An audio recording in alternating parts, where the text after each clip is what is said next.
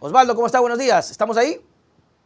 Buenos días, querido Nelson. Ahí está. Ya estamos ahora contigo en vivo y en directo. La gente ya te está observando, mi querido amigo. Gracias por estar siempre con nosotros para poder tomarle el pulso a lo que ocurre en la política, precisamente con este anuncio sorpresivo, o yo no sé si sorpresivo, o yo no sé si a la medianoche se le ocurrió, pero que nos tiene hoy hablando y analizando. Y te consulto, ¿existe algo bueno sobre la propuesta de Nebot del federalismo? Bienvenido.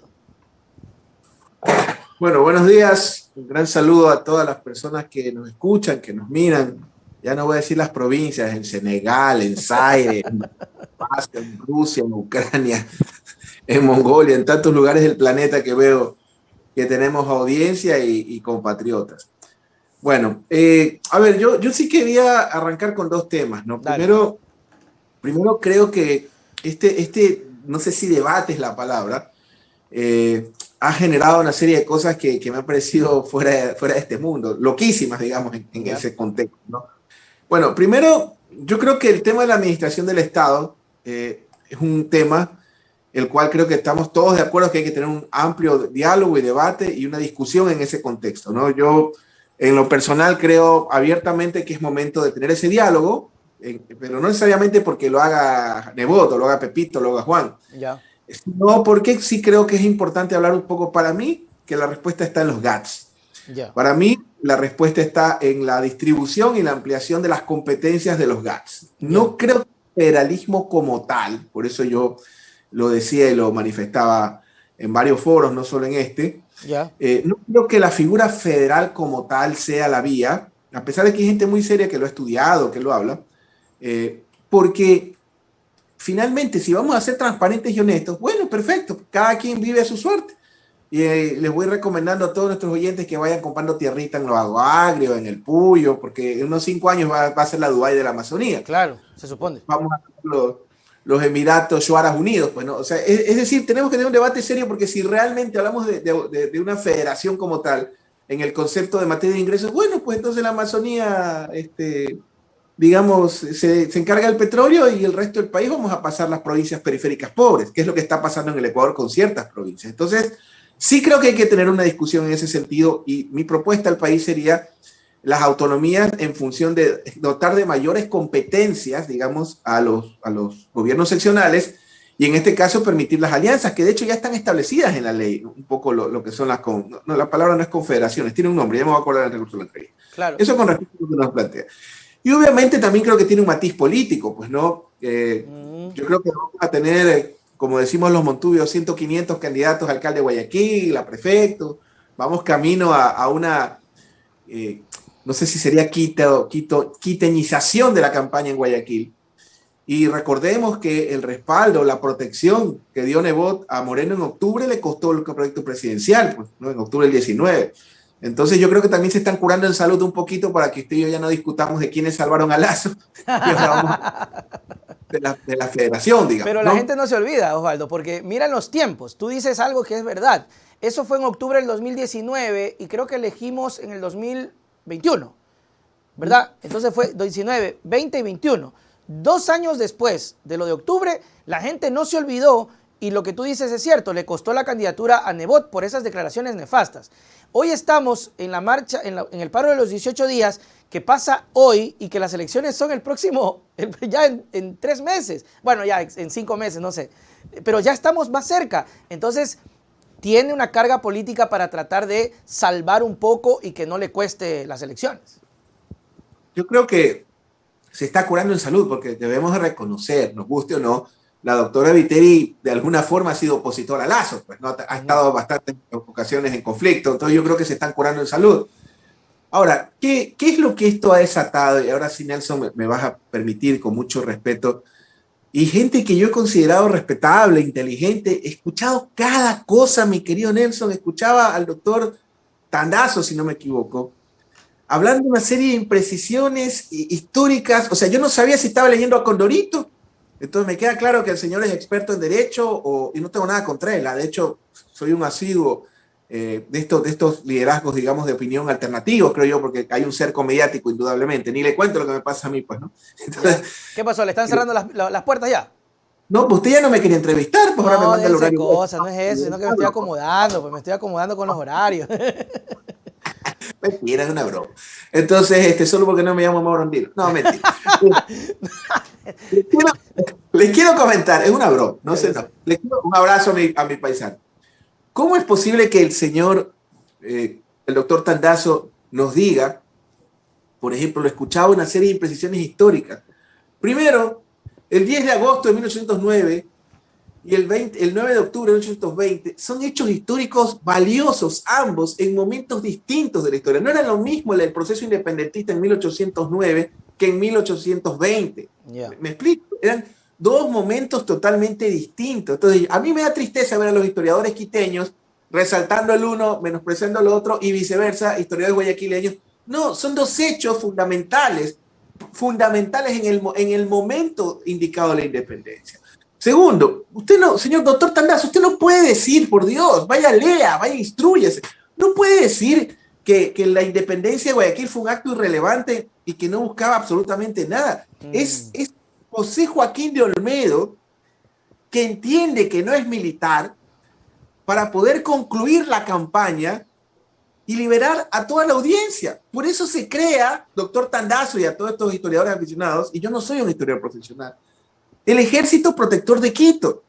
El Ejército Protector de Quito es una tropa armada con dinero guayaquileño, soldados guayaquileños, porque Guayaquil no solo era la ciudad, era la provincia, que hablamos hasta el sur de Esmeralda y parte del Perú. Claro. Nosotros también éramos parte. Era parte de Bolívar. Y hay dos batallas, Camino Real, Huachi, donde ganan y pierden. Camino a liberar toda la audiencia. Cuando Olmedo se da cuenta, doctor Tandazo, que no era militar y no tenía los medios, Olmedo es quien busca a Bolívar. Olmedo, Guayaquil, el gobierno de la provincia de Guayaquil solicita la ayuda de Simón Bolívar y Simón Bolívar delega a este extraordinario hombre de todos los tiempos que fue Antonio José de Sucre. ¿Sí? Entonces tenemos que hablar con precisión, no podemos decir cualquier cosa. Y es en Pichincha, donde lo voy a decir no con ninguna forma de burla. Dígame un solo general destacado quiteño en la batalla del Pichincha. Yo podría decir eso y no lo digo jamás por respeto a Quito, nuestra capital. Por eso me ve con esto. Yo soy ecuatoriano y así me van a enterrar, carajo.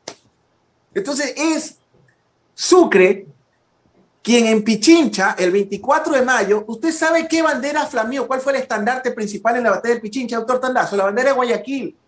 ¿Y usted sabe a quién le escribió el parte Antonio José de Sucre? A Bolívar y a José Joaquín de Olmedo. A él le redacta el parte de guerra del triunfo. Esa es la primera imprecisión. No hay que decir cualquier cosa. En Guayaquil, Osvaldo, quien lidera... Permítame, perdóneme, porque sí, la verdad que... Después nos habla de que en 1829 Guayaquil quería ser Perú. Doctor Tandazo, ¿usted sabe quién era Martín Guise? Me imagino que no. Martín Guise fue el fundador y patrono de la Armada Peruana. Un oficial irlandés o inglés, no recuerdo. Yeah. Y Martín Guise sitia la ciudad de Guayaquil. Sitia Guayaquil. Porque en ese momento teníamos un problema, no solo Guayaquil, toda la Gran Colombia por el centralismo de Bogotá, que lamentablemente por ese centralismo se fue Venezuela con Paz y se fue el Ecuador con Flores, no con Olmedo. Y después de que Guayaquil resiste, cuando Iligoyen es derrotado, que defiende la ciudad con lo que tiene y con lo que puede, perdóneme la euforia, el pueblo de Guayaquil, carajo, es quien da de baja a Guise, el oficial, el comandante general de la Fuerza Naval y fundador de la Armada Peruana. Es el pueblo de Guayaquil que mata a Martín Guise en 1829, el pueblo, los esclavos, las monjas, los ciudadanos, abandonados pues ya por Bogotá. Y ellos detienen el avance peruano hasta cuando pudieron. Tal es así que 2 semanas, después de 4 meses de resistencia y con la muerte de Guise, 2 semanas antes de la firma de Tarqui, es que recién los peruanos logran entrar y destruyeron la ciudad. Que había guayaquileños que querían ser Perú, pero obviamente, pues, doctor Tandazo, normal. El Ecuador se funda en 1830. Pues. Había gente que no sabía si iba a ser Colombia o si iba a ser Perú. Normal. Eso tenía sentido. Es que me indigna que la gente hable cualquier cosa. Ya, tranquilo. Pásenle agua, por favor. Osvaldo, pero entonces, esta discusión del federalismo nos ha llevado, Osvaldo, a confundir y a confrontarnos otra vez. Nos lleva a oportunismo político como el Nebot y que gente respetable como el doctor Tandazo diga cualquier cosa. Y déjeme concluir. No solo eso. Después de la firma de 1829 en Guayaquil, que se da baja a Martín Guise, doctor Tandazo, Martín Guise, investigue quién mató a Martín Guise, tiene sentido, pues, para irse a Guayaquil, y algo que sí dijo que es coherente, para irse a Guayaquil, de Guayaquil a Lima, antes del ferrocarril con Don Eloy, que terminaron matándolo en Quito, ¿ya? Eran 12 horas de viaje, eran 3 semanas en invierno, usted no llegaba vivo pues, para irse a Quito en esa época. Y usted se hacía dos días en barco al Callao, o 2 días se le escapó Panamá también. Panamá y Guayaquil tenían mucho contacto.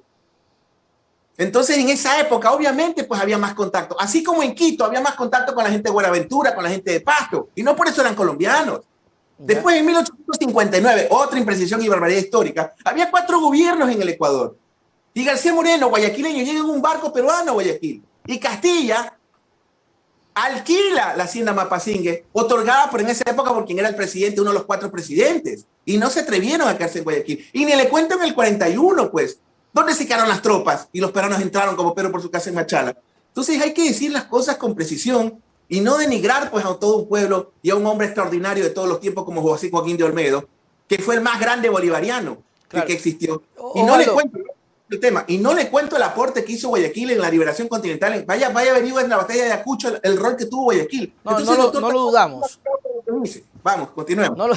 No lo dudamos, pero para entender un poco, porque te soy sincero, no es que no he podido observar. Yo sé que la audiencia tal vez sí lo ha visto y está la audiencia sabiendo lo que usted está diciendo. De hecho, ya me están diciendo, invítalo a Tandazo. Siempre lo hemos invitado al doctor, pero pasó por una enfermedad y está recuperándose, pero ojalá podamos tenerlo.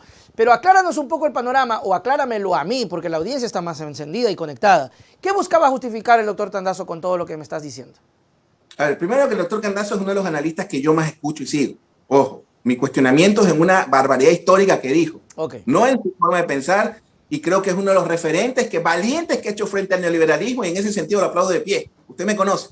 Yeah. Lo que no puedo permitir es que un hombre a quien yo admiro, diga con una ligereza brutal en función de una disputa regional mediocre, cualquier historia, que podemos debatirla. Porque para empezar, San Martín no vino a pedir Guayaquil, esa es otra mentira. Ahí está repitiendo lo que dicen las oligarquías argentinas, para justificar el abandono que hicieron con San Martín en Lima.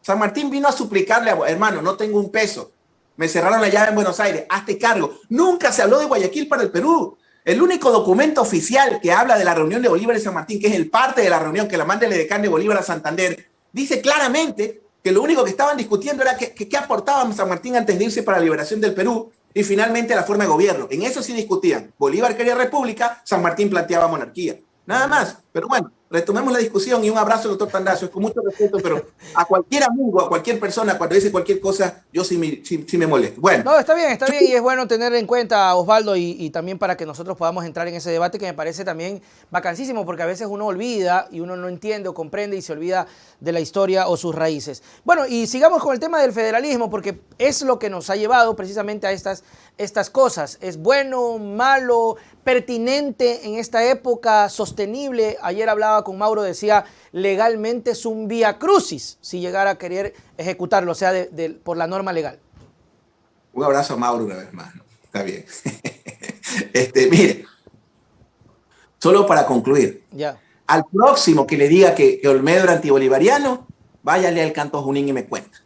Váyale al campo, que busque en Google, que ahora no hay que ir a la biblioteca como usted y yo hacíamos cuando éramos peladitos, con la cédula, pagar las copias.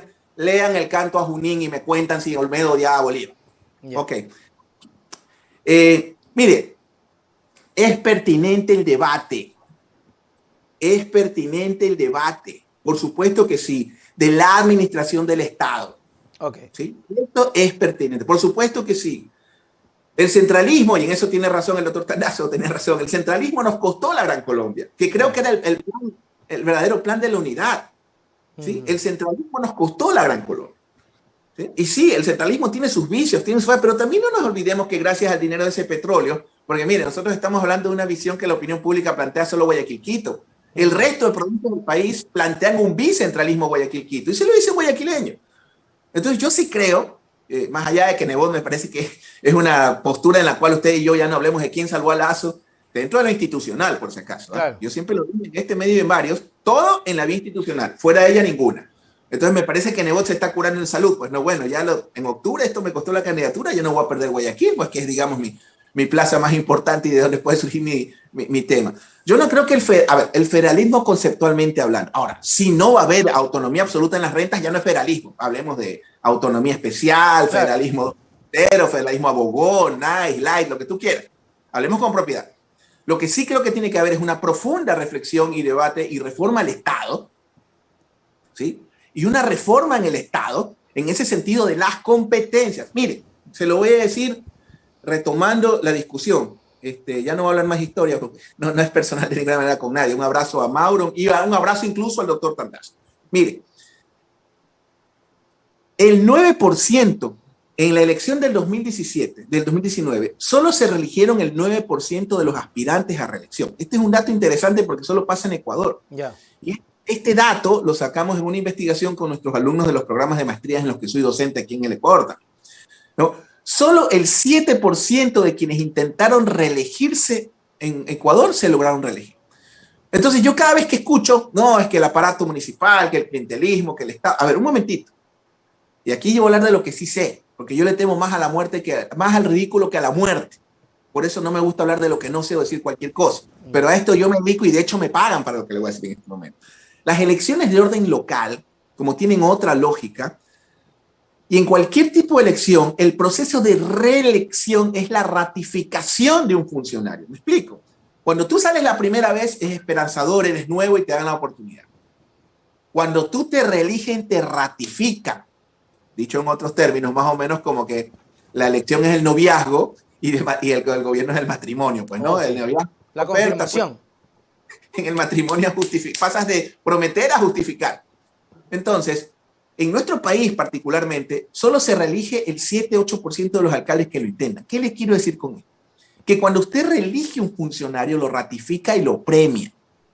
Entonces, como el pueblo no es tonto, y lo reivindico, usted sabe perfectamente que ese pueblo que no es tonto, de alguna forma premia al que le sirve bien. Entonces, si nosotros aumentamos las competencias en materia de salud y seguridad a los GATS, que creo que esa es la vía, aumento de competencias, pero en serio, pues, no eso a autonomía a la carta. Pues. Pero aumento de competencias con plata, pues, Osvaldo.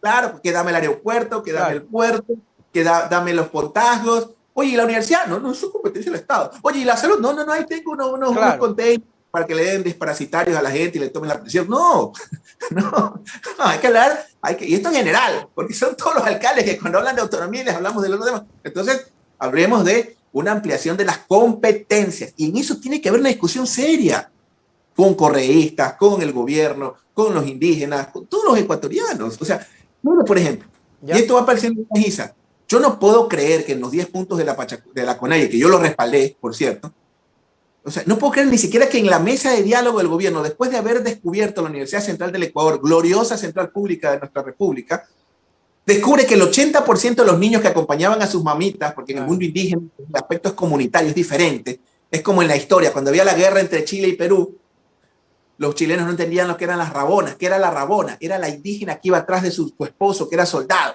En el mundo indígena la visión es comunitaria, por eso van las esposas, los abuelos.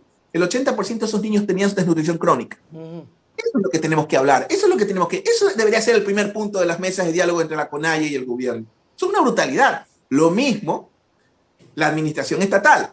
Y claro, eso sí puedo hablarlo ya con mi paisano andino, con el mismo doctor Tandazo, el tema de si la vía es reforma constitucional, si es consulta, si es asamblea, no lo sé.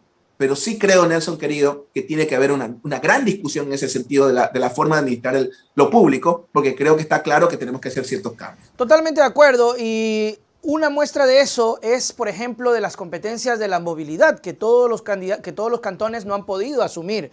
Por ejemplo, ese es como podríamos tomarlo en consideración como un ejemplo de que somos totalmente diversos. Por ejemplo, acá en Milagro no ha podido el municipio absorber la competencia de la movilidad, no ha podido todavía tener los agentes de tránsito porque no tienen la plata suficiente. Entonces, Osvaldo, sí, es real, las competencias, porque los GAT saben la problemática mucho más de cerca, pero tiene que haber plata, y ahí volvemos a un tema mucho más grande. Si no aflojan el billete, ¿cómo hacemos?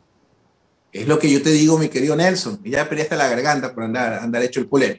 Mi querido Nelson, o sea, no podemos hablar, mire, hay gente muy seria que te voy a sugerir con mucho respeto que si puedes invitar, obviamente. Claro, pásame los contactos. Y como este es un espacio plural, Estoy esperando que mi amigo Otto y tú ya se entrevisten, por cierto. Entonces, Me dice, me tiene aguantado, te cuento. Me dice, ya voy, ya voy, ya voy, ya voy. Yo la verdad es que siempre pedimos, pero ya si me dice que no, o me tienen ahí como tonteando, ya, pues ya yo no me enojo por si acaso.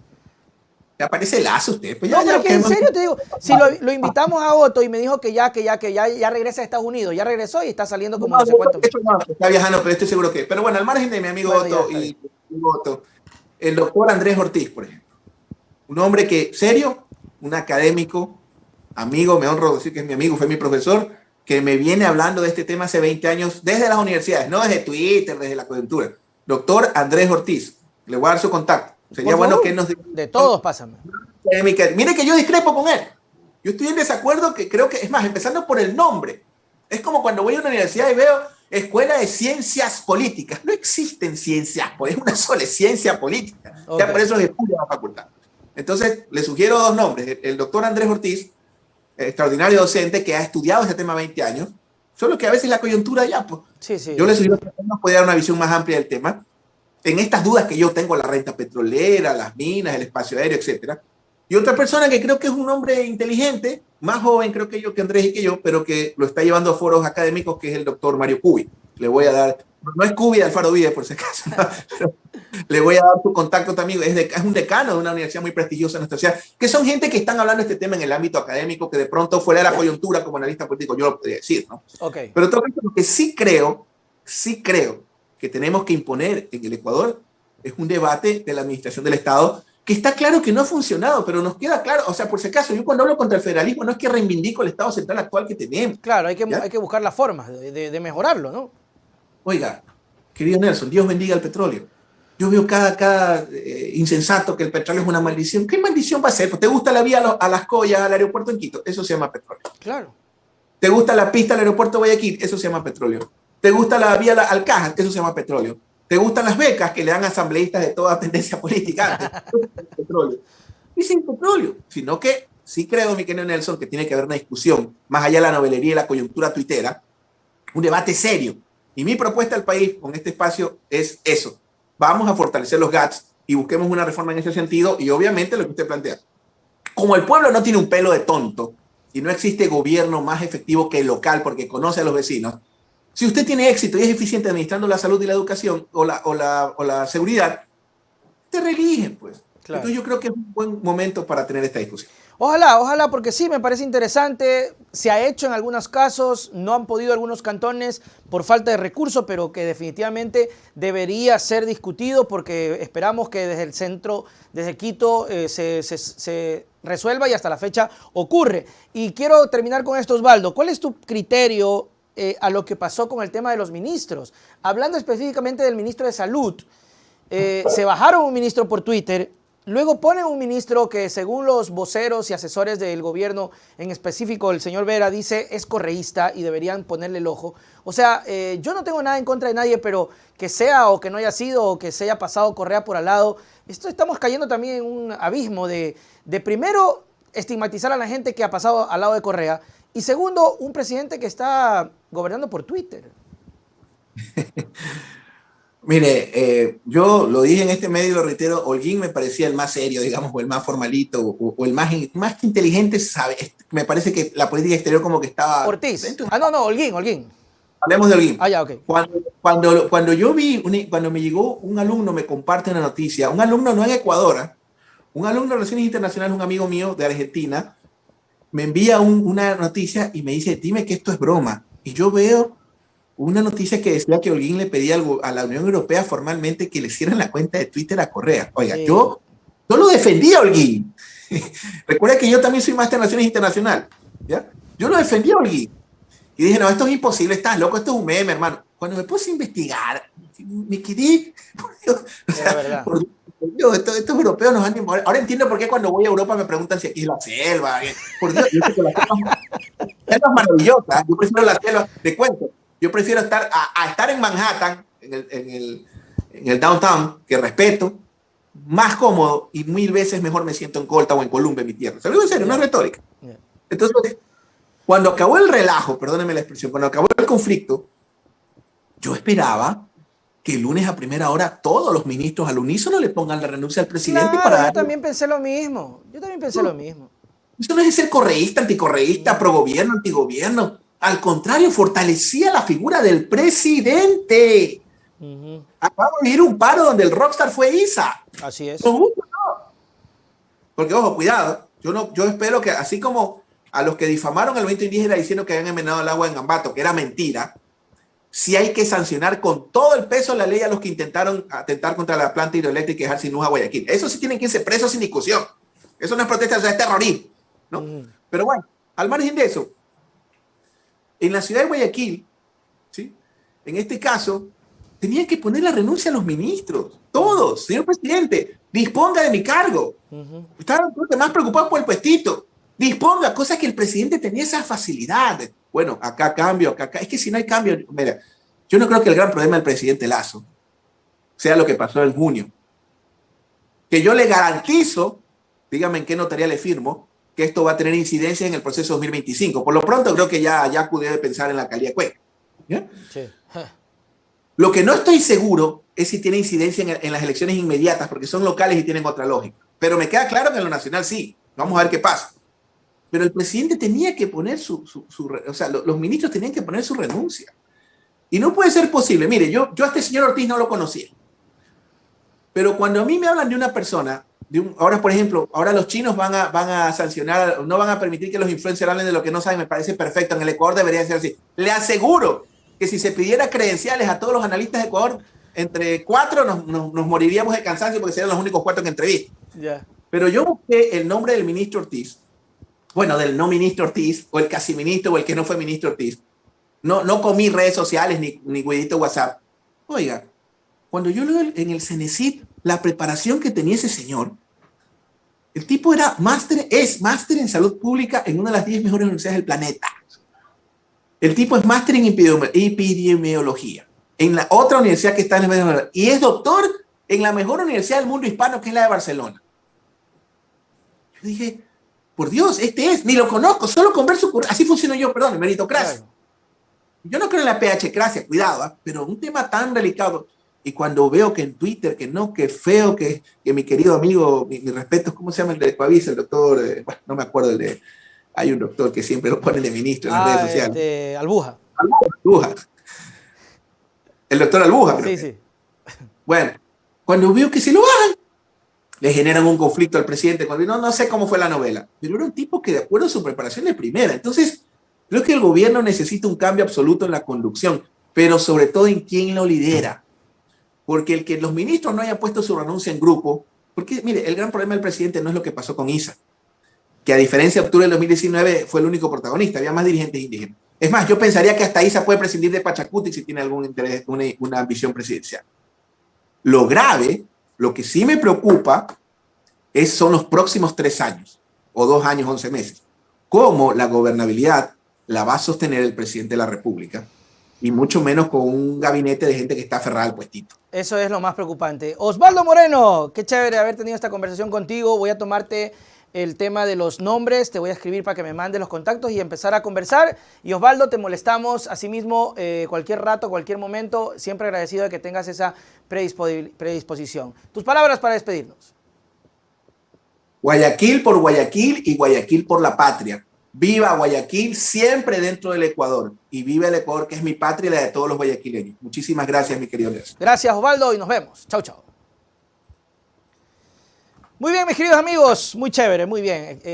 La conversación que tuvimos ahora con Osvaldo, me parece que hay puntos súper importantes que si bien no podemos hablar de un federalismo ya, al menos sí elevar el tema. Saludos para Pedrito Junior, el tema podemos elevarlo sí al asunto de las autonomías y de las competencias, que en ese punto tiene la razón y que el asunto es saber hasta qué punto